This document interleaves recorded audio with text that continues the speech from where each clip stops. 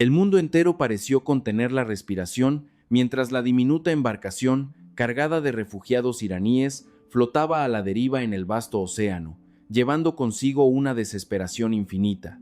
Pero lo que México hizo a continuación se convirtió en una imagen conmovedora que hizo que el mundo entero volteara a ver. La historia que estás a punto de escuchar esta noche podría hacer que tu percepción de la palabra humanidad cambie para siempre. Esa noche, el Océano Pacífico, frente a la costa de Oaxaca, estaba extrañamente en calma. Las pequeñas olas que llegaban a la orilla susurraban como si advirtieran de algo. El cielo era negro como la tinta, y solo la luz de un pequeño puesto de la Guardia Costera de México proyectaba una franja delgada y frágil en la oscuridad. El teniente Mateo, un oficial de rescate de la Guardia Costera en la costa oaxaqueña, observaba la superficie del agua con una extraña sensación. No podía explicar por qué, pero su corazón se sentía pesado esa noche, como si alguien estuviera a punto de llegar. Minutos después, la radio cobró vida con una voz urgente. Se ha detectado una pequeña embarcación sospechosa a unos 8 kilómetros de la costa. Condición inestable. Se estima un gran número de personas a bordo. Mateo no dudó. Él y su equipo subieron inmediatamente a la patrullera. El motor rugió, rasgando el velo de la noche mientras se adentraban en el mar. El viento nocturno golpeaba sus rostros, cada vez más fuerte con cada segundo que pasaba, y cuando los reflectores iluminaron su objetivo, vieron una escena que ninguno de ellos podría olvidar jamás. Una vieja barca de madera se balanceaba peligrosamente, abarrotada de gente, mujeres que abrazaban a sus hijos con fuerza, hombres de mediana edad que intentaban achicar el agua del fondo con sus manos, y muchos niños que lloraban hasta quedarse roncos. Los rostros de todos estaban manchados de sal, sudor y desesperación. Cuando la patrullera mexicana se acercó, un hombre en la barca levantó temblorosamente las manos por encima de su cabeza. No hablaba español y su inglés era entrecortado, pero una sola palabra brotó de sus labios resecos, una palabra que todos en la patrullera mexicana entendieron al instante: help. Mateo vio a una niña diminuta, con un hijab de color azul claro, que lo miraba directamente con unos ojos grandes y conmovedores. Esos ojos no solo suplicaban ayuda, sino que preguntaban: ¿vamos a sobrevivir? Los oficiales mexicanos se apresuraron a lanzar salvavidas, a asegurar cuerdas y a subir a cada persona a bordo con sumo cuidado. Solo más tarde se enterarían de que eran refugiados de Irán, personas que habían soportado el miedo, el hambre, la oscuridad y la muerte en un largo viaje que desafiaba la imaginación. Esa noche, nadie preguntó primero: ¿de dónde vienen? Nadie preguntó: ¿tienen papeles? Lo primero que México les ofreció fue una mano extendida en medio del océano, y a veces, para aquellos que han huido de la muerte a miles de kilómetros de distancia, esa mano tiene más valor que cualquier nación del mundo. A la mañana siguiente, con las primeras luces del alba sobre la costa de Oaxaca, casi 50 vidas de refugiados iraníes habían sido llevadas a tierra firme de manera segura. Muchos no podían mantenerse en pie. Sus piernas estaban hinchadas por haber estado hacinados en la pequeña embarcación durante días. Algunos niños se habían quedado dormidos en los brazos de sus madres, demasiado exhaustos para seguir llorando. Muchos de los hombres mayores se desplomaron en la arena en cuanto se dieron cuenta de que todavía estaban vivos. Voluntarios mexicanos llegaron rápidamente, trayendo mantas, agua, tazas humeantes de caldo de pollo y medicinas básicas. Sin ceremonias, sin discursos floridos, solo una ayuda silenciosa pero llena de significado. La señora Elena, una voluntaria local, usó una toalla limpia para secar suavemente el rostro de la niña del hijab azul mientras le sonreía a su madre.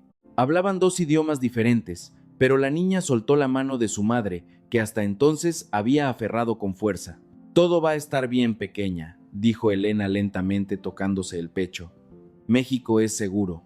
La madre de la niña intentó devolverle una sonrisa mezclada con lágrimas. Su nombre era Laila, de solo 32 años, pero su rostro parecía cansado, como si hubiera vivido una vida mucho más larga. A su lado estaban su esposo, Reza, y su hija de 7 años, Daria, una pequeña familia que una vez tuvo un hogar, una pequeña librería, una mesa para cenar y risas cada noche. Pero todo eso había quedado atrás cuando su tierra natal ya no era segura para ellos. En el albergue temporal, una maestra voluntaria mexicana trajo papel y lápices de colores para que los niños jugaran y se sintieran más tranquilos. Algunos dibujaron barcos, otros dibujaron casas en llamas, y algunos dibujaron un sol enorme en el cielo. Pero Daria dibujó la figura de una persona con uniforme mexicano, extendiendo una mano a personas pequeñas en medio del mar. Cuando Mateo pasó y vio el dibujo, se detuvo y lo miró durante un largo rato, sin decir nada. La noticia del rescate comenzó a extenderse rápidamente. Reporteros de varias agencias de noticias se congregaron frente al albergue. Todos querían saber qué había sucedido, por qué México había abierto sus puertas para ayudar a extraños a la deriva con su desesperación en medio del mar. Pero dentro de ese pequeño albergue, a nadie le importaba la fama o la ola de opinión pública. Lo más importante era que un niño había bebido leche tibia por primera vez en días, que un anciano había podido tomar su medicina para el corazón a tiempo y que una madre ya no tenía que dormir abrazando a su hijo con el temor de que esa noche pudieran hundirse en el mar. Para estos refugiados, México podía ser todavía una tierra extraña, pero esa mañana se convirtió en el primer lugar, después de mucho tiempo, donde se atrevieron a respirar con alivio. Esa misma tarde, los funcionarios comenzaron a entrevistar a cada refugiado para evaluar su estado psicológico y sus necesidades urgentes. Un intérprete de Farsi fue llamado de emergencia desde la Ciudad de México para facilitar la comunicación. Lo que la gente escuchó transformó la compasión en una profunda conmoción. Reza se sentó con la espalda recta, pero sus manos no dejaban de temblar. Contó que antes era el dueño de una pequeña librería en su ciudad. Su tienda nunca tuvo nada que ver con la política, solo había libros de poesía y cuentos infantiles. Sin embargo, en los últimos meses, la situación a su alrededor comenzó a cambiar. Mucha gente vivía con miedo, incertidumbre y presión desde muchos frentes. Algunas conversaciones normales se volvieron peligrosas, algunos libros se convirtieron en tabú e incluso el silencio ya no podía proteger a nadie. Un día, un cliente habitual le susurró: «Llévate a tu hija y vete. Si esperas, puede que un día ya no tengas la oportunidad de elegir». A partir de ahí, todo sucedió demasiado rápido.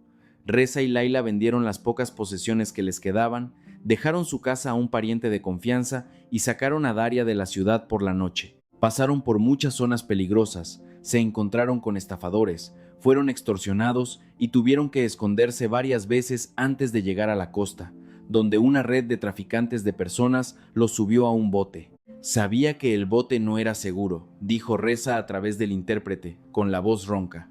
Pero en ese momento, la única opción era arriesgarse a morir en el mar o esperar a que la muerte llegara a nuestra puerta. Laila, sentada a su lado, mantenía el rostro inclinado, cubierto por su velo. No lloraba en voz alta, pero las lágrimas caían sin cesar sobre las manos de Daria. La niña se volvió y acarició suavemente el brazo de su madre, un gesto que un niño no debería tener que aprender tan pronto. En otra esquina, un anciano llamado Faris contó que no huía por sí mismo, sino para salvar a sus dos nietos, cuyos padres habían desaparecido. Tenía una enfermedad del corazón y no le quedaban muchas fuerzas para caminar, pero estaba decidido a llevarse a los dos niños. «Los niños no deberían crecer con el sonido de golpes en la puerta por la noche», dijo secamente, haciendo que toda la habitación enmudeciera. Muchos funcionarios mexicanos lucharon por contener las lágrimas mientras registraban la información y revisaban los pocos documentos que quedaban. Fue en ese momento que algunos entendieron que un refugiado no es alguien que quiere dejar su patria, sino alguien que ya no tiene un hogar al que regresar de manera segura.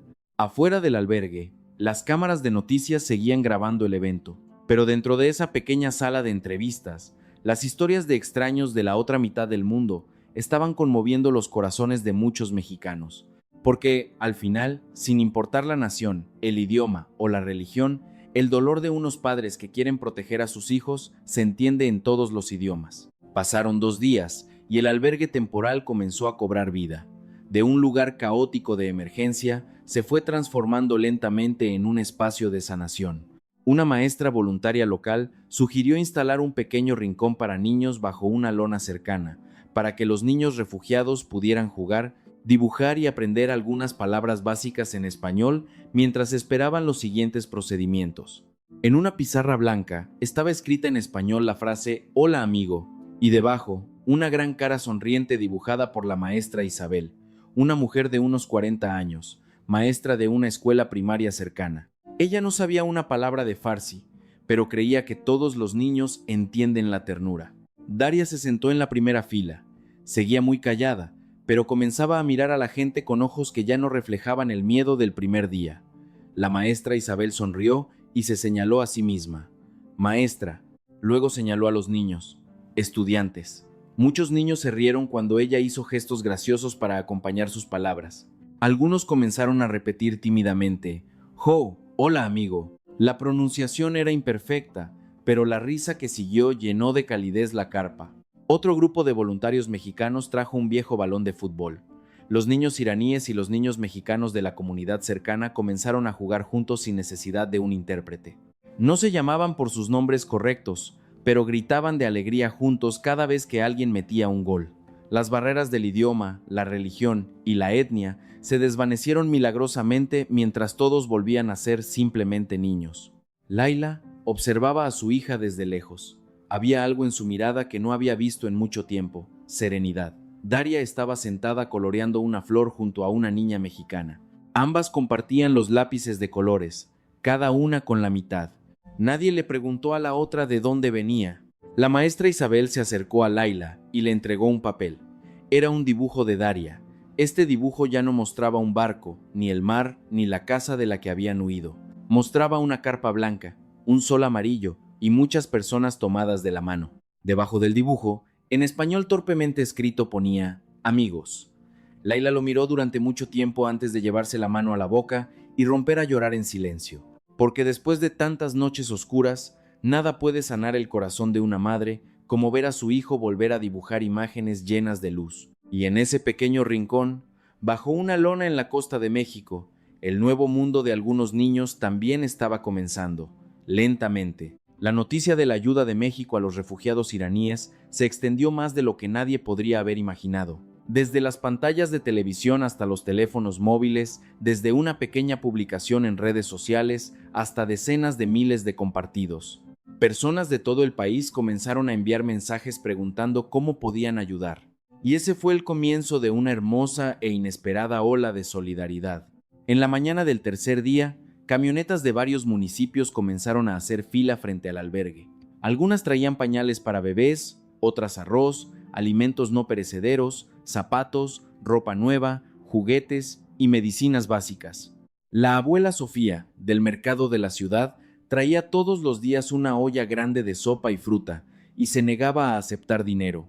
Una familia de pescadores del puerto cercano trajo parte de su pesca fresca para cocinar.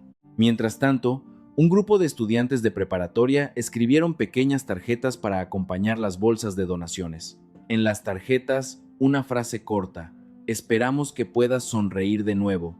Bienvenidos a México. No están solos». Aunque muchos nunca habían conocido a estos refugiados, ni siquiera sabían el nombre de la ciudad de la que habían huido, la compasión fue suficiente para que entendieran lo que significaba el hambre, el miedo y el frío. Mateo observaba cómo se amontonaban las donaciones. Se quedó en silencio un momento antes de decirle a su colega: «Quizás los mexicanos no seamos los más ricos, pero cuando alguien está en problemas, nunca lo dejamos solo». Esa tarde, una anciana con una bolsa de tela vieja entró en el albergue. Dentro solo había una manta nueva y un poco de dinero en efectivo. Le dijo a un oficial: «No tengo mucho, hijo, pero durante el terremoto hace muchos años mi familia también recibió ayuda de extraños. Hoy es mi turno de devolver el favor». Esas palabras hicieron que un joven oficial tuviera que darse la vuelta para que no lo vieran llorar. Por la noche, muchos de los refugiados probaron la comida mexicana por primera vez. Había caldo de pollo, huevos revueltos, verduras salteadas y plátanos. Algunos niños miraban los nuevos sabores con recelo, pero finalmente sonrieron al ver a sus amigos comer con las mejillas manchadas. Daria le dio un pulgar arriba a los huevos revueltos calientes, haciendo reír a Elena. Mientras el mundo exterior seguía debatiendo sobre fronteras, leyes y política, la gente común en México eligió responder a todas las preguntas difíciles de la manera más simple: compartiendo comida, compartiendo mantas cálidas y compartiendo su humanidad. Aunque las imágenes de ayuda se difundieron de manera impresionante, a medida que la noticia se extendía, también comenzaron a surgir críticas. Algunos se preguntaban: «México tiene muchos problemas propios, ¿por qué ayudar a gente de tan lejos?». Otros se preocupaban por la carga de seguridad y el futuro incierto de los refugiados.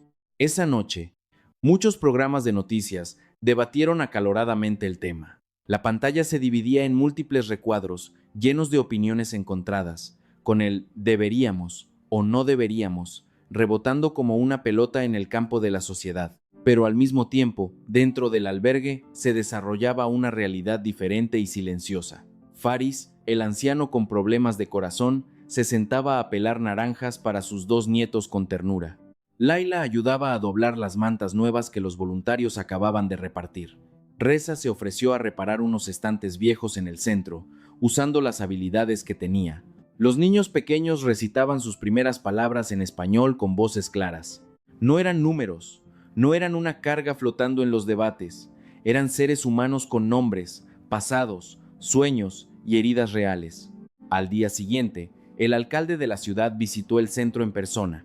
Muchos reporteros lo siguieron, esperando un discurso formal como de costumbre, pero lo que dijo fue más directo y sencillo de lo que nadie esperaba.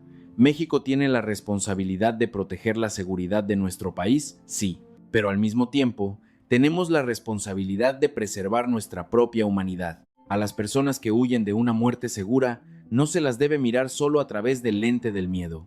Sus palabras se compartieron rápidamente. Mucha gente comenzó a detenerse y a escuchar, no para encontrar un ganador en el debate, sino para reflexionar sobre el significado de la humanidad.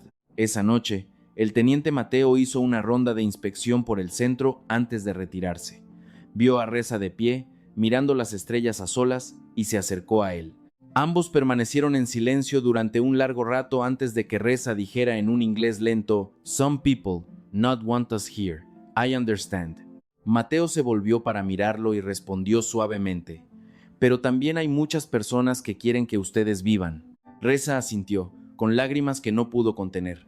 A veces, el mundo puede no estar listo para recibir a los diferentes, pero siempre hay corazones dispuestos a abrirse. Y esa puerta, en el momento más oscuro de sus vidas, fue abierta por un grupo de personas llamadas mexicanos.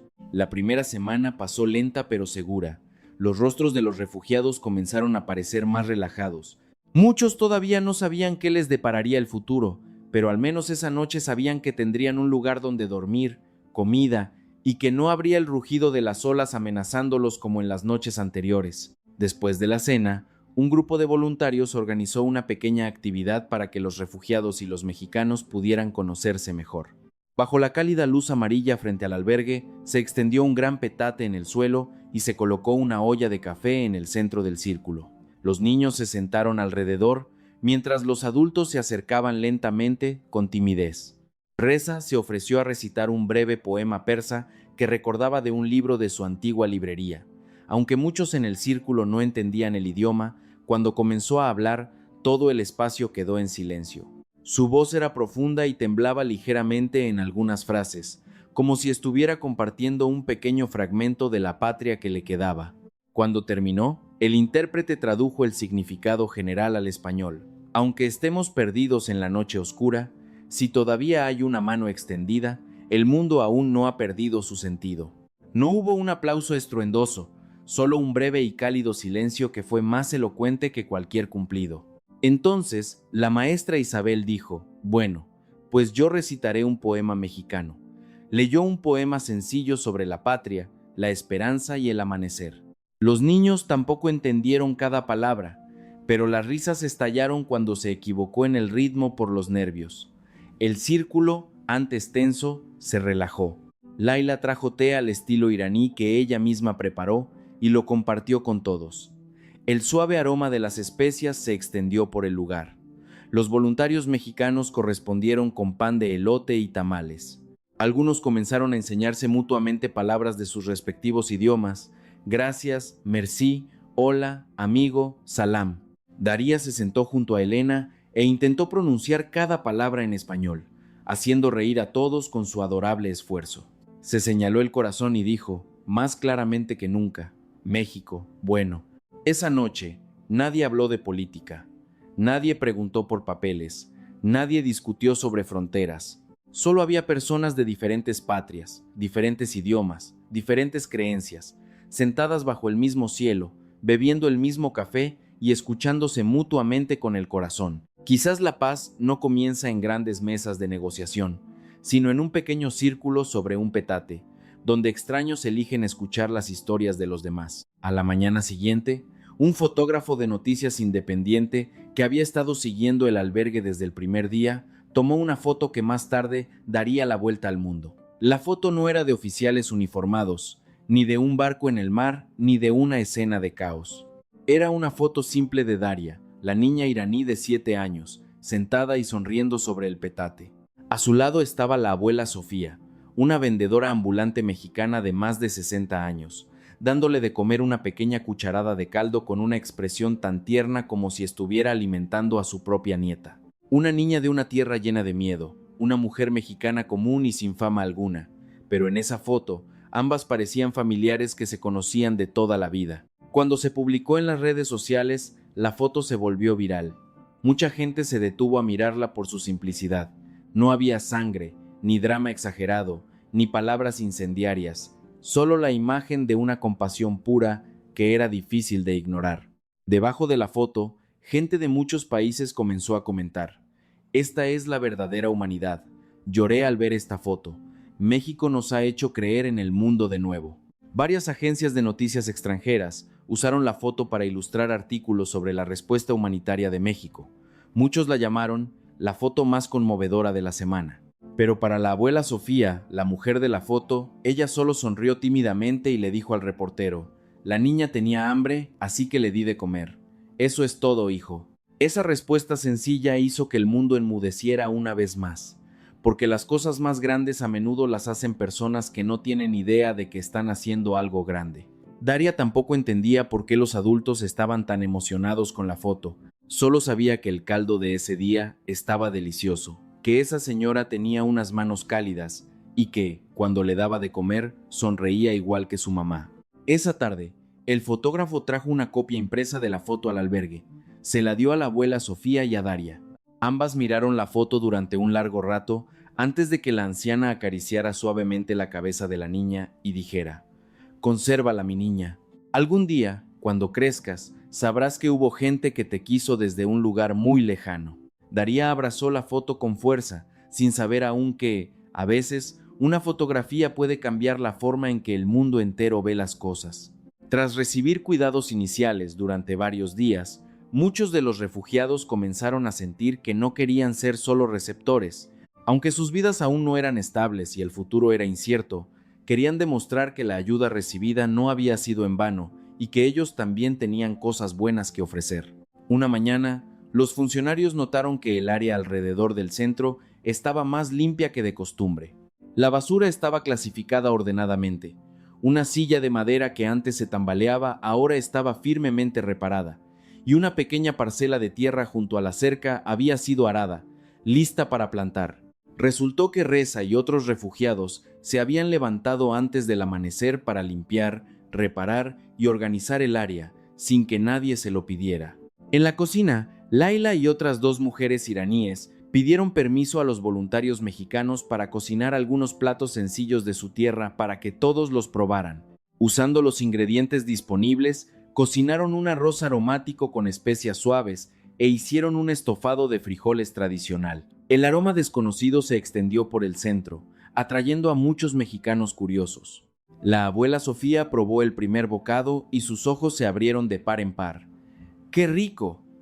Todos se rieron mientras ella intentaba pronunciar el nombre del plato en farsi, con torpeza. Faris, el anciano con problemas de corazón, dedicaba su tiempo a enseñar a los niños mexicanos y a los niños refugiados a jugar al ajedrez de forma sencilla bajo un árbol. Cuando la gente juega al ajedrez, dijo a través del intérprete: "Aprenden a pensar, no a tener miedo".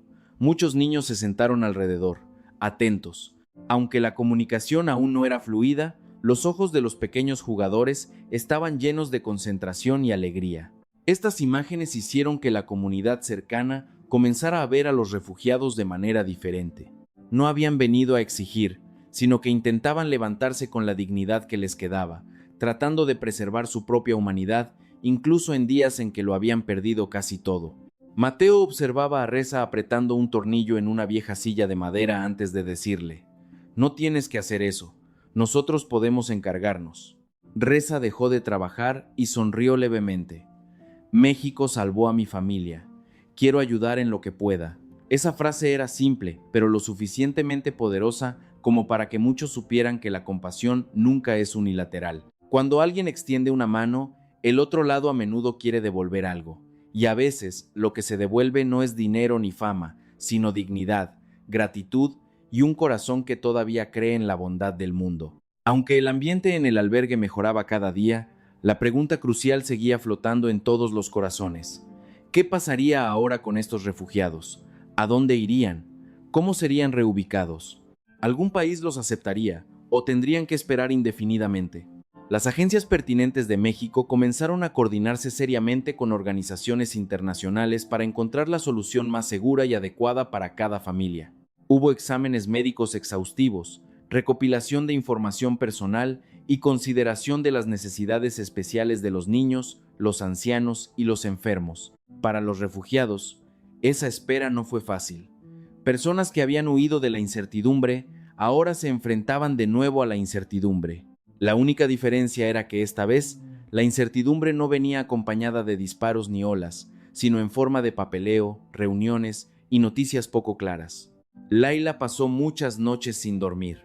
A menudo se despertaba para comprobar la respiración de Daria en medio de la noche, como si temiera que la seguridad que acababan de encontrar pudiera desaparecer si se quedaba dormida. Reza intentaba mostrarse fuerte frente a su familia, pero cuando estaba solo, no podía evitar preguntarse si había tomado el camino correcto para su hija. Un día, Daria le preguntó a su padre en farsi: «Papá, ¿volveremos a tener una casa?».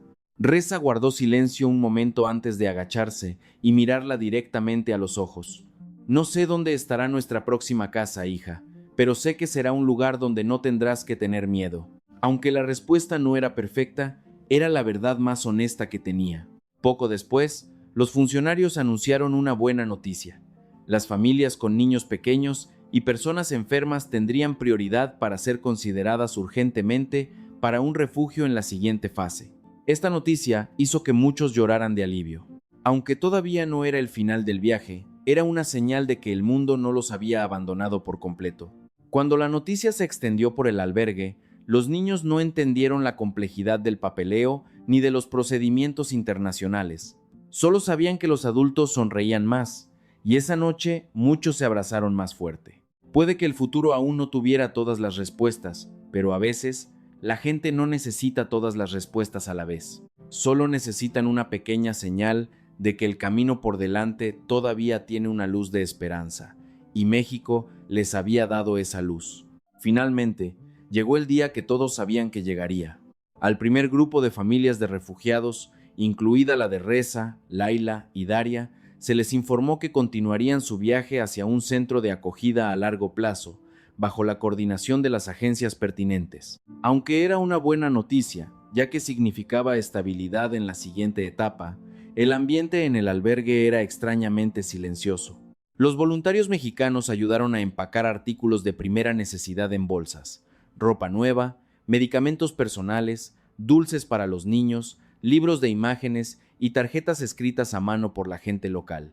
Los niños mexicanos de la comunidad corrieron a despedir a los nuevos amigos que habían conocido hacía tan poco tiempo, pero con los que se habían encariñado como si hubieran sido compañeros de clase durante años.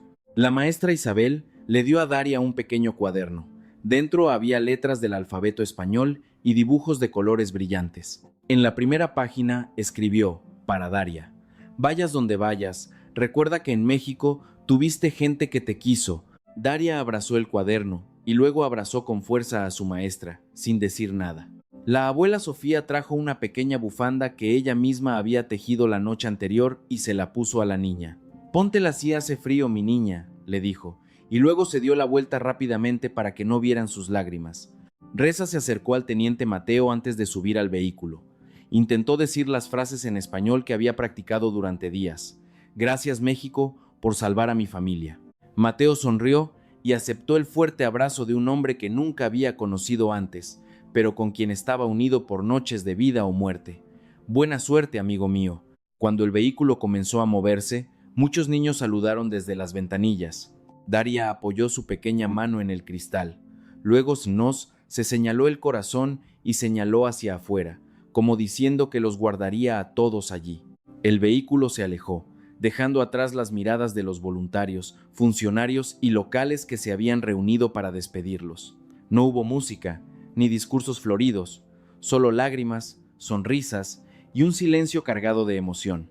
A veces, las relaciones profundas no necesitan años.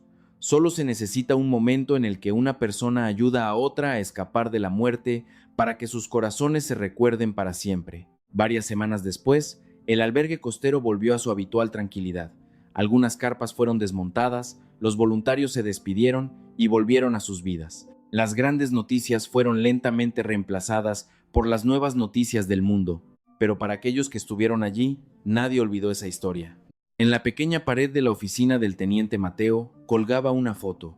Era la foto de Daria y la abuela Sofía, la misma que había hecho que el mundo se detuviera a mirar. Cada vez que veía esa foto, recordaba la noche oscura en el mar, esa primera noche, y se recordaba a sí mismo que ayudar a una persona puede cambiar la vida de toda una familia para siempre. La maestra Isabel todavía guardaba el dibujo de Daria con la palabra amigos en su carpeta de enseñanza. La abuela Sofía seguía cocinando su gran olla de sopa cada mañana, como de costumbre, pero a veces, sin querer, miraba la sillita donde una vez se sentó una niña extraña a comer en silencio y sonreía para sí misma. Un día, llegó una carta al antiguo albergue a través de la coordinación de la agencia de refugiados. Dentro había una hoja de papel, no muy grande, con una caligrafía en inglés imperfecta pero llena de sinceridad. La carta era de Reza.